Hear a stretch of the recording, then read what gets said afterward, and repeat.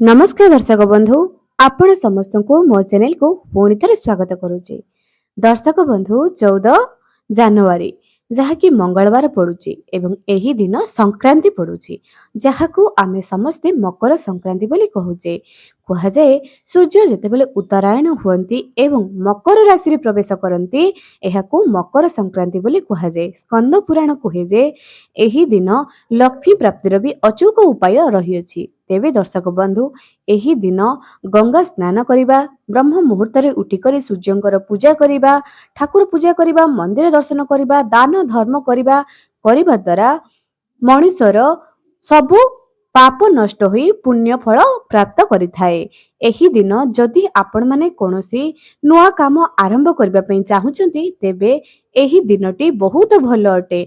आपण दुकान आरंभ करिबा पई चाहुचंती, पाठ पढ़ा आरंभ करिबा पई चाहुचंती, जे कोनोसी कॉम्पिटिटिव एग्जाम पई जदि पाठ पढ़ा आरंभ करिबा पई चाहुचंती आजिर दिनटी को चयन करंतु।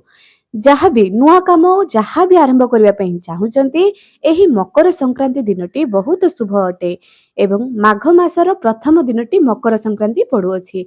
एबे दर्शक बंधु मु आज आपण मानको कहिबि जे मकर संक्रांति दिन आपण माने कोन दान करिबा द्वारा पुण्य फल प्राप्त करि परिबे एवं दान रे एवं केउ जिनिस देबा द्वारा आपण माने सुख समृद्धि वैभव्य लक्ष्मी प्राप्ति करि परिबे या उपरे आजिर वीडियो रे आपण मानको बताइबी।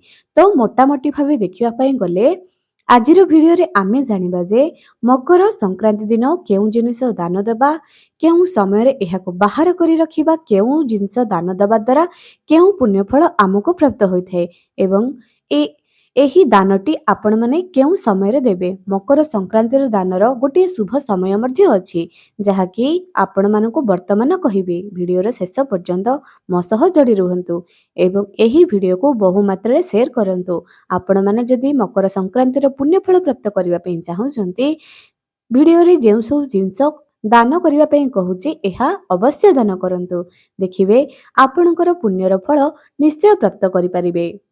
जदि आपण माने दान ए पर्यंत केउ वर्ष भी करि नाहंती एही वर्ष आरंभ करिबा पई चाहुचंती दान तेबे एही प्रथमे केउ दान देबे एहा भी जानिबा निहाती दरकार अटे। कारण बिना संकल्प रे कोनोसी भी कार्य सिद्धि होई न थाए।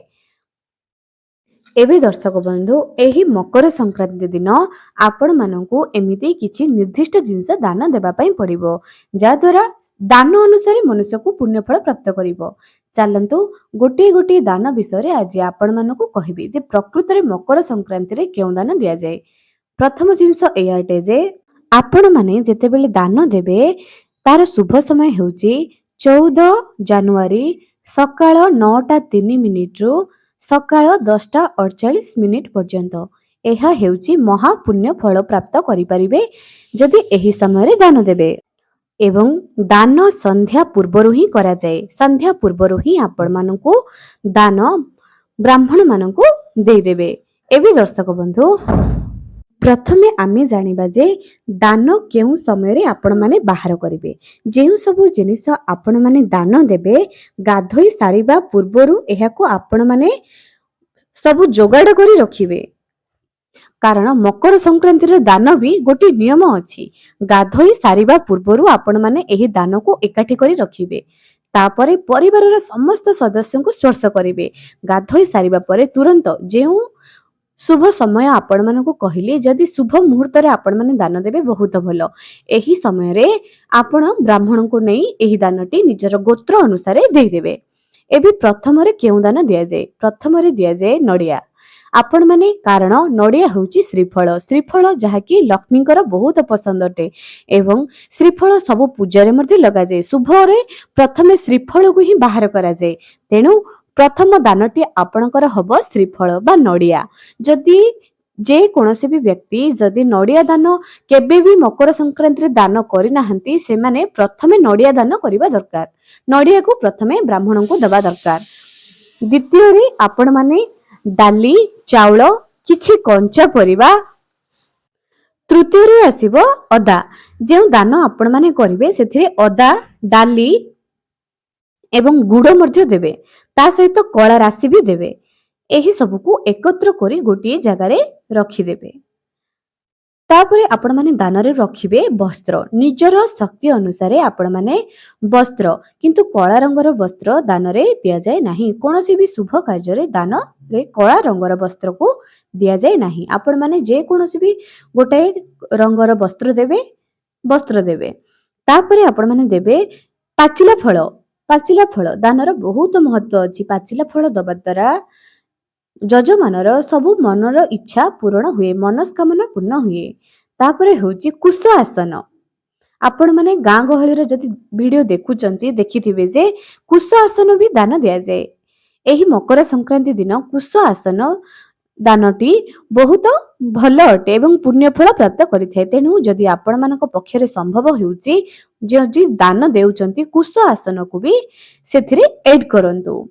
ତାପରେ ଦାନଟି ଏଇଆ ଅଟେ ଯେ ବ୍ରାହ୍ମଣଙ୍କୁ ଯେତେବେଳେ ଦାନ ଦିଆଯାଏ ସେଥିରେ ପଇତା ବି ଦିଆଯାଏ। ତ ପଇତା ବି ଆପଣମାନେ ଦାନରେ ରଖନ୍ତୁ। ତା ସହିତ କିଛି ଦକ୍ଷିଣା, ଯାହାକି ନିଜର ଶକ୍ତି ଅନୁସାରେ। ଏତିକି ଦେବା ସହିତ ଲୁଣ ଦିଆଯାଏ, ଡାଲି, ଚାଉଳ, ଏହା ତ ଗୋଟିଏ ପ୍ରକାରର ଖାଦ୍ୟ। ଯଦି ଏହା ତ ଥିଲା ବ୍ରାହ୍ମଣଙ୍କୁ ଆପଣମାନେ ଦାନ ଦେବେ। ଗରିବ ଲୋକଙ୍କୁ କେଉଁ ଦାନ ଦେବେ?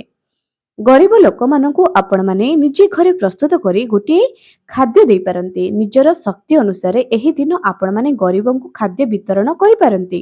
ତା ସହିତ ସକାଳର ପ୍ରଥମ ରୁଟି ଗାଈକୁ ଦେବେ, ଯାହାକି ଗୁଡ଼ ମିଶାଇ କରି ଦେବେ, ସ୍ନାନ କରିସାରି ଦେବେ ଏବଂ ରାତ୍ରିରେ କୁକୁରକୁ ଦେବେ। ଏହି ଦିନ କରାଯାଉଥିବା ସବୁ ପୁଣ୍ୟର ଫଳ ଆପଣମାନେ ନିଶ୍ଚୟ ପ୍ରାପ୍ତ କରିପାରିବେ। ଯଦି ଆପଣମାନେ ଗଙ୍ଗା ସ୍ନାନ କରିପାରୁନାହାନ୍ତି, ଦାନ ଧର୍ମ କରିପାରୁନାହାନ୍ତି, ତୁଳସୀ ମାତାଙ୍କର ପୂଜା କରିବେ, ନିଜ ଘର ଠାକୁରଙ୍କର ପୂଜା କରିବେ। ତା ସହିତ ଆପଣମାନେ ଯେକୌଣସି ଭଗବାନଙ୍କର ନାମ ବାରମ୍ବାର ଜପ କରିବେ। ଏବେ ଦର୍ଶକ ବନ୍ଧୁ, ଯେଉଁ ଭକ୍ତମାନେ ପ୍ରଭୁ ରାମଚନ୍ଦ୍ରଙ୍କର ଭକ୍ତ ଅଟନ୍ତି, ସେମାନେ ରାମ ରାମ ଲେଖିବା ପାଇଁ ଚାହୁଁଛନ୍ତି, ଆଜିର ଦିନଟି ବହୁତ ଭଲ ଅଟେ। ଯଦି ରାମ ରାମ ଲେଖିବା ପାଇଁ କୌଣସି ଦିନରୁ ଆରମ୍ଭ କରିବେ ବୋଲି ଆପଣମାନେ ପ୍ରୟାସ କରୁଥିଲେ, ଆଜିର ଦିନଟି ବହୁତ ଉତ୍ତମ ଅଟେ। ଆପଣ ରାମ ରାମ ଲେଖନ୍ତୁ କିମ୍ବା କୌଣସି ହନୁମାନ ଚାଳିଶା ପଢିବା ଆରମ୍ଭ କରିବେ ବୋଲି ଭାବିଛନ୍ତି, ଏହି ଦିନଠାରୁ ପଢନ୍ତୁ। ଯାହା ବି କରିବେ, ଏହି ମକର ସଂକ୍ରାନ୍ତି ଦିନଟି ସବୁଠାରୁ ଶ୍ରେଷ୍ଠ ଦିନ ଅଟେ। ଏହା ତ ଥିଲା ଆପଣମାନେ ମକର ସଂକ୍ରାନ୍ତିରେ କଣ ଦାନ ଦେବେ। ଏହା ସହିତ କମ୍ବଳ, ଯାହାକି ଗରିବ ଲୋକମାନଙ୍କୁ ଦେଇପାରନ୍ତି। ଏହା ଦ୍ୱାରା ଶନି ପୀଡ଼ାରୁ ମୁକ୍ତି ପାଇପାରିବେ। କଳା ରାଶି ବି ଆପଣମାନେ ଦେଇପାରନ୍ତି ବ୍ରାହ୍ମଣଙ୍କୁ। ତା ସହିତ ଗୁଡ଼, ଏହା ଛଡା ଲଡୁ। ଏବେ ଦର୍ଶକ ବନ୍ଧୁ, ମକର ସଂକ୍ରାନ୍ତିରେ କାହିଁକି କଳା ରାଶିରେ ଲଡୁ ପକାଯାଏ? କଳା ରାଶି ହେଉଛନ୍ତି ମହାଦେବ ଏବଂ ଗୁଡ଼ ହେଉଛି ଭଗବାନ ନାରାୟଣଙ୍କର ସ୍ୱରୂପ। ତ ଏହି ଦୁଇଟି ଆଜି ଏହି ମକର ସଂକ୍ରାନ୍ତିରେ ମିଶାଇ କରି ଲଡୁ ପ୍ରସ୍ତୁତ କରାଯାଏ, ରାଶି ଲଡୁ ପ୍ରସ୍ତୁତ କରାଯାଏ, ଯାହାକି ଭୋଗରେ ଲାଗେ। ଏହି କଥାଟି ଆପଣମାନେ ଜାଣିଛନ୍ତି କି ନ ଜାଣିଛନ୍ତି ଜାଣିନି, ଏହା ସ୍କନ୍ଦ ପୁରାଣରେ ଉଦ୍ଧୃତ ଅଛି। ଏବେ ଦର୍ଶକ ବନ୍ଧୁ, ଆପଣମାନେ ଏହି ରାଶି ଲଡୁକୁ ଭଗବାନଙ୍କ ପାଖରେ ସମର୍ପଣ କରନ୍ତୁ। ଘରର ସମସ୍ତେ ଚେଷ୍ଟା କରନ୍ତୁ ନିଜେ ଘରେ ପ୍ରସ୍ତୁତ କରିବେ। ବଜାରରୁ କିଣି ଆଣି ଭୋଗ ଲଗାଇବା ଅପେକ୍ଷା ନିଜେ ଘରେ ପ୍ରସ୍ତୁତ କରନ୍ତୁ। ଏହା ବହୁତ ପୁଣ୍ୟ ଫଳ ପ୍ରାପ୍ତ କରିଥାଏ। ମକର ସଂକ୍ରାନ୍ତି ଦିନ ଆପଣମାନେ କଣ କରିବେ? ମହାଦେବଙ୍କ ମନ୍ଦିରରେ ବିଶେଷ ପୂଜାର୍ଚ୍ଚନା କରିବେ। ତା ସହିତ ହନୁମାନଙ୍କ ମନ୍ଦିରରେ ବି ପୂଜା କରିବେ। ଚମେଲି ତେଲର ଦୀପ କିମ୍ବା ସୋରିଷ ତେଲର ଦୀପ ହନୁମାନଙ୍କୁ ଚଢାଇବେ। ଏହା ସହିତ ଯଦି ଆପଣମାନଙ୍କ ପକ୍ଷରେ ସମ୍ଭବ ହେଉଛି, ଆପଣ ହନୁମାନ ଚାଳିଶା ନିଜ ଘରେ ପାଠ କରିପାରନ୍ତି, ହୋମ କରିପାରନ୍ତି, ସୁନ୍ଦରକାଣ୍ଡର ପାଠ କରିପାରନ୍ତି। ଯାହା ବି ଆଜିର ଦିନରେ ଯାହା ବି କରିବେ, ଏହା ଶୁଭାଶୁଭ ଫଳ ପୁରା ପରିବାର ଭୋଗିବେ। ବହୁତ ଶୁଭାଶୁଭ ଫଳ ଆପଣମାନେ ପ୍ରାପ୍ତ କରିପାରିବେ। ତେବେ ଦର୍ଶକ ବନ୍ଧୁ, ଆଜିର ଭିଡିଓଟି ଆପଣମାନଙ୍କୁ କିପରି ଲାଗିଲା କମେଣ୍ଟ ସେକ୍ସନରେ ନିଶ୍ଚୟ ଜଣାନ୍ତୁ। ଆଜି ପାଇଁ ରହିଲି, ପୁଣି ଦେଖା ହେବ ଆଗାମୀ ଏକ ସୁନ୍ଦର ଭିଡିଓରେ।